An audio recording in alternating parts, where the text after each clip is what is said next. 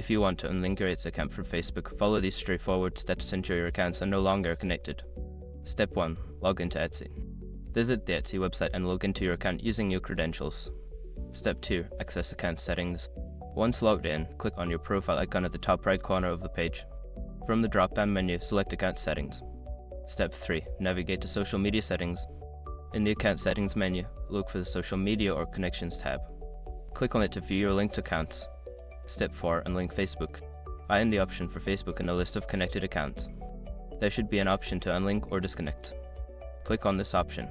Step 5. Confirm the unlinking. A confirmation prompt may appear asking if you are sure you want to unlink your Facebook account. Confirm your choice to complete the process.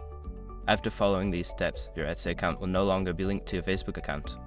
If you have any further questions or need assistance, feel free to reach out to Etsy support.